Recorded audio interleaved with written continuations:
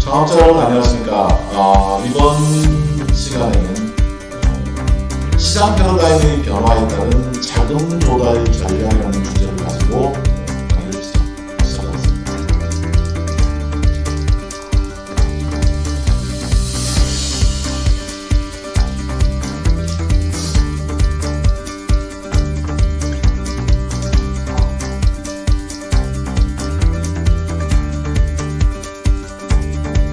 최근에 4차 산업혁명 시대의 도래라는 그러한 시장 환경은 과거와 다른 방식으로 변화가 이루어지고 있습니다. 그만큼 창업이나 사업을 전개해 나가는 환경의 패러다임이 빠르게 변화가 이루어지고 있는데요. 이 4차 산업혁명의 기본적인 지금 초연결성, 그 다음에 초진흥화를 근본적인 특징으로 하고 있습니다. 과거와 달리 이제는 고객들이 실질적인 생산 제품이나 서비스에 직접 참여를 하고 또 그와 관련된 의견을 제시하는 방식으로 시장에 참여를 하고 있는데요. 반대로 이제 기업의 입장에서는 고객의 거래 정보를 수집을 하고 또 그것을 분석 과정을 통해서 맞춤형 서비스로 고객에게 편익을 제공해주는 방식으로 시장이 형성되고 있습니다. 이처럼 초연결성, 초지능화라는 것은 4차 산업혁명 시대의 가장 큰 핵심인데요. 우리가 과거에 이제 다루지 않았던 모바일이나 스마트폰이라는 기기, 인터넷의 확산, 그 다음에 사물 인터넷, 이러한 것들이 모두 연결이 되면서 정보를 공유할 수 있게 되고요. 또 그리고 사람과 사람 간의 상호작용이 이루어지고 소통이 빨라지고 있습니다. 그만큼 실시간 접근이 가능한 환경들이 현재의 특징이고요. 또한 인공지능을 비롯한 나노기술, 로봇공학과 같은 많은 신기술들이 과학기술의 발달에 따라서 고객에게 상용화되어 있는 서비스로 접목이 되면서 고객에게 좀 더 다양한 형태의 편리함과 이익을 제공하고 있습니다. 4차 산업혁명 전후로 소비자들이 물건을 구매하는 방식을 살펴보면 그 전에 이제 4차 산업혁명 전에는 해당 제품에 대한 내용들을 살펴보고 제품을 구매를 하고요. 제품 구매가 한번 이루어지면 지속적인 같은 루트를 통해서 제품을 구매하는 방식으로 제품을 구매를 했습니다. 그런데 최근에 이제 4차 산업혁명 스마트폰이라는 것이 본격적으로 보급이 되면서 제품을 구매하기 전에 해당 제품에 대한 정보들을 살펴봅니다. 사용 후기라든가 그 다음에 그 제품을 사용했던 사람들의 어떤 반응도 같은 것들을 먼저 살펴보고 그 다음에 이제 가격을 살펴보고 그 다음에 거기에 따른 여러 가지 질문들을 합니다. 질문을 한 다음에 비로소 이제 제품을 구매하는 행동을 보여주게 되는데요. 그 다음에 이제 제품을 구매하고 난 다음에는 해당 제품에 대해서 나는 사용해보니 좋다 나쁘다라는 그런 의견들을 제시하게 됩니다. 이처럼 그 4차 산업혁명 시대 전에는 소비자들이 단순한 방식으로 제품을 구매했다고 한다면 이제는 제품에 대한 스펙들을 살펴보고요. 제품을 구매하고 난 다음에는 거기에 따른 옹호의사, 나의 의견들을 많이 이제 제시하고 있는 게 특징입니다. 그래서 과거에는 브랜드 선호도라든가 공급자의 디자인을 중시하겠다고 한다면 4차 산업혁명 시대는 고객과의 커뮤니티, 그 다음에 옹호의사를 중시 여기는 그러한 패러다임의 변화가 이루어지고 있습니다. 따라서 그 마케팅, 물건을 판다라는 것에 대한 의미도 많이 이제 달라지고 있는데요. 과거에는 물건을 판다라고 하면 상품과 서비스의 흐름을 생산자로부터 소비자들에게 제공하기 위한 사업 활동이다라고 이렇게 전문적으로 정의를 할 수가 있습니다. 그러나 최근 이제 4차 산업혁명 시대의 마케팅에 대한 정의도 이제 달라지고 있습니다. 소비자와 고객, 파트너, 또 그 사회 전반에 걸쳐 가치 있는 제공물을 창조하고 커뮤니케이션하고 또 서로 교환하기 위한 활동으로 이해되고 있습니다. 전통적인 시장에서는 오프라인 거래가 주된 방식이었다 한다면 4차 산업혁명 시대에는 디지털 마케팅 방식을 통해서 거래가 이루어지는 것이 특징입니다.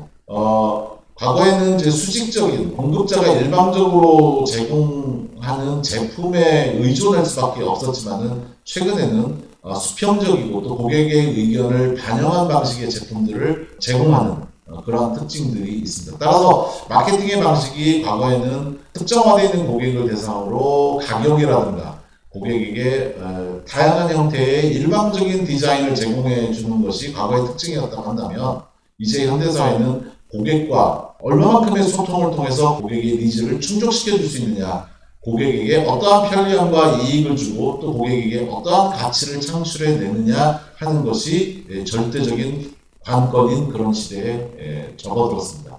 이처럼 패러다임의 변화에 따라서 무엇보다도 사업을 전개해 나갈 때 앞서 말씀드렸듯이 자금 조달 전략을 수립하는 것이 중요하다고 했잖아요.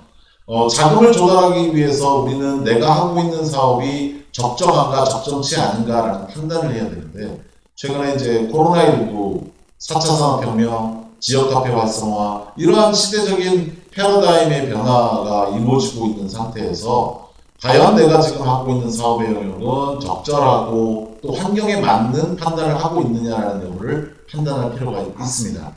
사업을 전개해 나가기 위한 7가지 원칙에 대응을 해본다고 한다면, 먼저 첫 번째, 시대 트렌드의 변화에 부응이 되고 있느냐, 4차 산업혁명 시대에 내가 신기술을 활용한 상용화 시도가 얼마만큼 되고 있고, 그러한 신기술적인 요소를 내가 하고자 하는 사업에 반영시킬 수 있느냐, 반영시켰느냐 여부를 한번 판단해 보셔야 됩니다.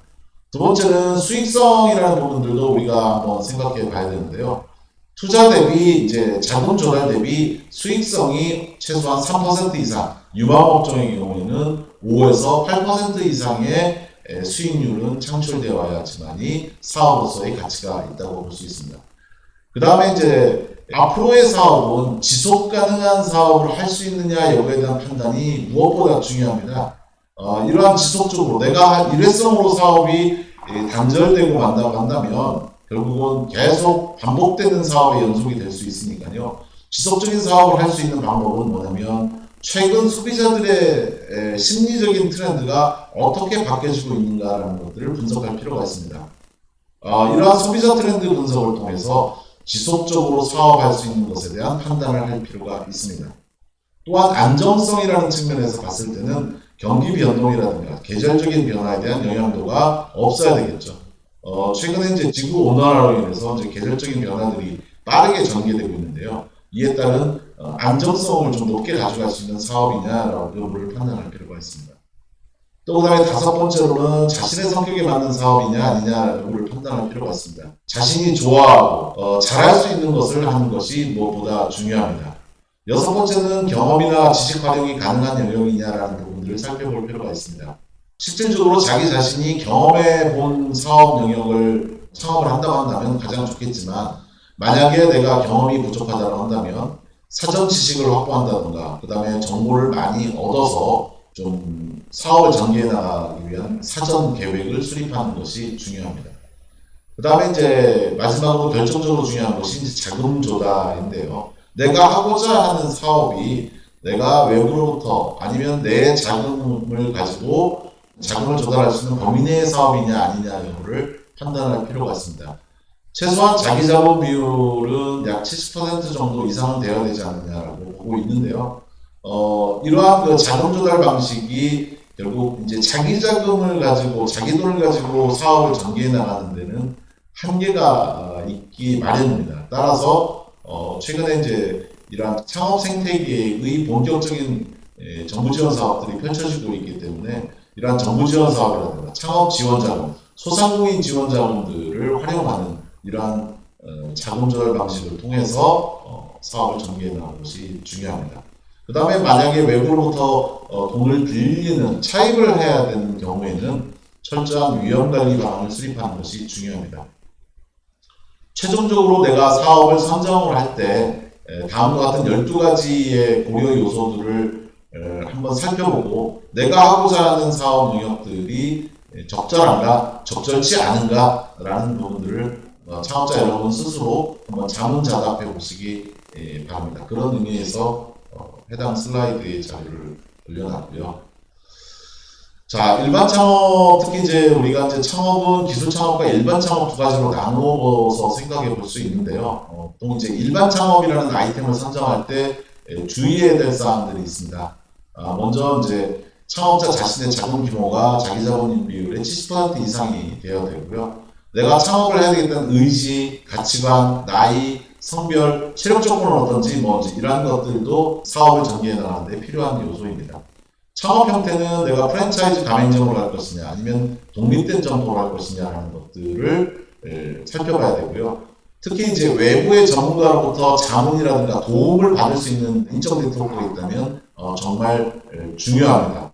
이러한 창업 박람회라든가 그 다음에 창업 관련된 교육이라든가 세미나라든가 이런 데 참여를 통해서 네트워크를 좀 확보를 하시고요. 그러한 네트워크를 활용한 정보를 얻는 것이 굉장히 중요합니다. 이러한 그 일반 창업을 여러분들이 이제 본격적인 창업을 전개하는 데 있어서의 많은 정보들을 얻을 수 있는 창업 및 지원 사업에 대한 정보를 추적할 수 있는 가장 좋은 사이트가 바로 이제 K-스타트업입니다. K-스타트업을 통해서 창업에 대한 다양한 형태의 정보들을 얻을 수가 있습니다. 제품, 아이템, 자금, 또 그리고 그 이후에 이제 시장 개척을 하는 많은 부분들에 대한 지원 사업들이 있는데요. 특히 이제 K-스타트업에서 창업 지원 자금을 적극적으로 지원해주고 있는데요. 그와 관련된 다양한 형태의 정보들은 창업넷이라는 사이트를 통해서 얻어볼 수가 있습니다. 그 다음에 이제 기업에 대한 정보를 추적할 수 있는 방법은 중소벤처24라는 사이트를 통하면 창업과 관련된 많은 정보들을 얻을 수가 있습니다. 특히 이제 K-스타트업에 가시면 창업 교육이라든가 시설 공간을 비롯한 네트워크 이런 것들을 다 아우르고 있는 창업 플랫폼이기 때문에 회원가입을 하시고 알림 설정을 해주시면 많은 다양한 정보들을 얻을 수가 있습니다.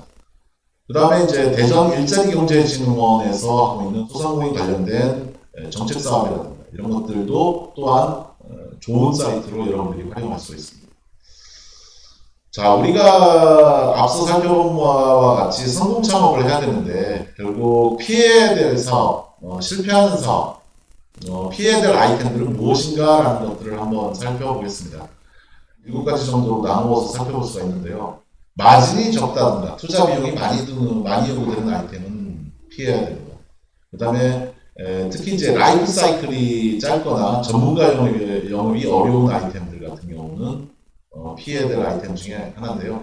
과거 이제 라이프 사이클이 굉장히 짧았던 제품 중에 하나가 여러분들 시티폰 같은 경우도 실질적인 그 휴대폰이 출시되고 나서 잠깐 짧은 기간 동안에 시장이 형성됐었던 그런 제품인데요. 라이프 사이클이 금방 성숙기를 지나서 쇠퇴기로 접어드는 이런 제품들이라고 한다면 그런 아이템이라고 한다면 당연히 피해야 됩니다. 모두에게 노출된 정보는 더 이상 정보로서의 가치가 없다. 과열 경쟁 가능성이 있는 이런 아이템들은 좀 피하시는 게 좋습니다.